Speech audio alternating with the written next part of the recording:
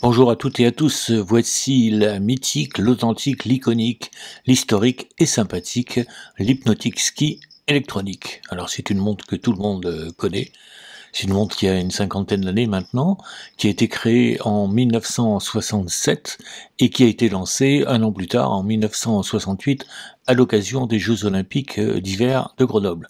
Alors c'est vrai que ça peut paraître un peu paradoxal de lancer une montre de plongée au moment des Jeux Olympiques, mais bon, l'IP, c'était à l'horlogerie française que Citroën était à l'automobile française, c'est-à-dire des gens très innovants, des gens qui n'avaient peur de rien, et là, sur le plan marketing, ils ont été aussi très innovants.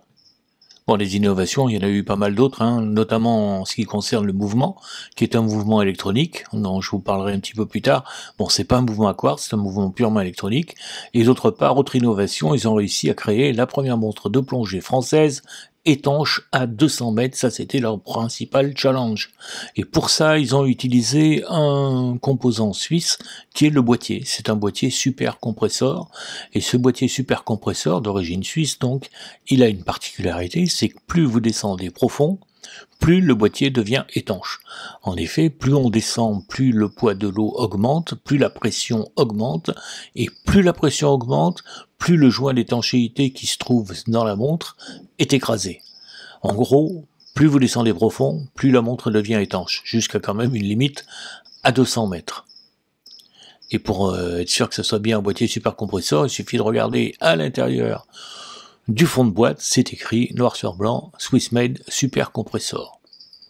C'est une montre qui a un diamètre hors couronne de 36 mm, une épaisseur de 15 mm, elle est relativement légère, je connais pas le poids, mais elle est légère et très agréable à porter. On n'a pas l'impression d'avoir un boulet en bout de bras. Elle est munie de 2 couronnes. Alors la couronne du haut, c'est la couronne qui va permettre de faire tourner la lunette rotative, la lunette de plongée qui se trouve à l'intérieur.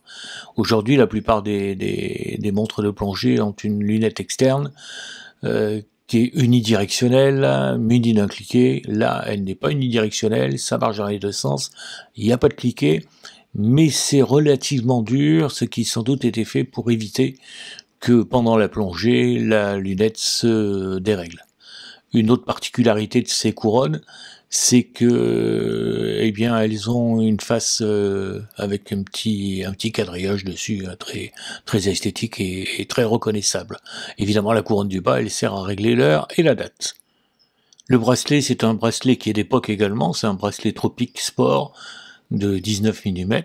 C'est un bracelet en plastique qui est un petit peu durci, mais qui reste confortable. Il est gris, il est assorti au cadran de la montre, puisqu'elle a été sortie en plusieurs couleurs. Il y a celle-ci, donc la grise, que je possède. La plus connue, c'était la version cadran noir. Il y a eu également une version beaucoup plus rare, qui est la version cadran vert olive. Et enfin, ils avaient sorti une version avec un cadran bicolore. Alors aujourd'hui, c'est une montre qui a plus de 50 ans, hein, donc elle a pas mal vécu, ça se voit. Il y a des coups un peu de partout, il y a beaucoup de rayures sur le fond du boîtier, sur le verre également, il manque de la matière lumineuse sur l'aiguille des minutes. Mais bon, je l'aime bien comme ça, je pourrais la faire restaurer, mais non, je préfère, tant qu'elle fonctionne, je préfère la garder comme ça. Elle me plaît bien et elle est agréable à porter. J'ai envie de lui garder son côté authentique. Côté luminosité des aiguilles, la nuit, en plongée, c'était visible, hein. Je pense que c'était du tritium à l'époque. Bon, il est évident qu'aujourd'hui, je ne l'amènerai pas pour plonger. Je pense pas qu'elle résiste à une plongée à 200 mètres. D'ailleurs, moi non plus. Donc, tous les deux, nous allons rester sagement à terre.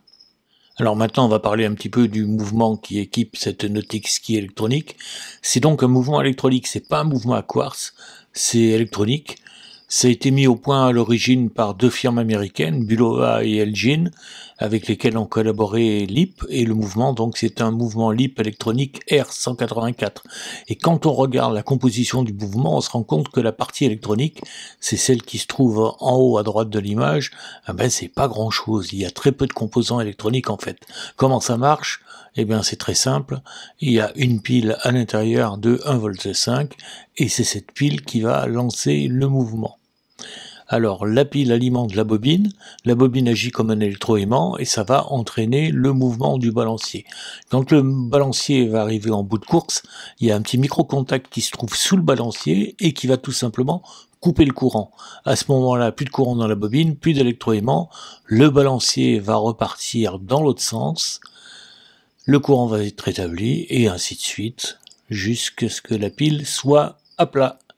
Voilà, et c'est ce système qui donne ce mouvement si particulier à la trotteuse. C'est un petit peu saccadé, ça n'a pas la fluidité du mouvement mécanique, ça n'a pas la régularité du mouvement à quartz. C'est un petit peu aléatoire, un peu secoué comme ça, mais ça marche. Elle donne toujours l'heure après 50 ans. La pile dure un an et demi à peu près. Bon, c'est une montre qu'on trouve encore facilement, qui a une bonne cote, des fois même d'ailleurs elle est un peu surpotée. Malheureusement, souvent on en trouve avec un mouvement qui est HS, ça c'est dû au micro-contact qui est cassé. C'est pas évident à remplacer, c'est surtout pas évident apparemment à régler et à faire la mise à l'heure. C'est une montre un peu capricieuse, mais elle me plaît. Voilà, c'était ma petite Lipnotic Ski électronique, une petite vintage d'un peu plus de 50 ans. J'espère que cette vidéo vous a plu, je vous remercie de l'avoir regardée, je remercie Montre ton calibre de l'avoir diffusée. Si vous avez des commentaires, surtout vous n'hésitez pas, et je vous dis peut-être à très bientôt pour une nouvelle montre. Allez, ciao ciao.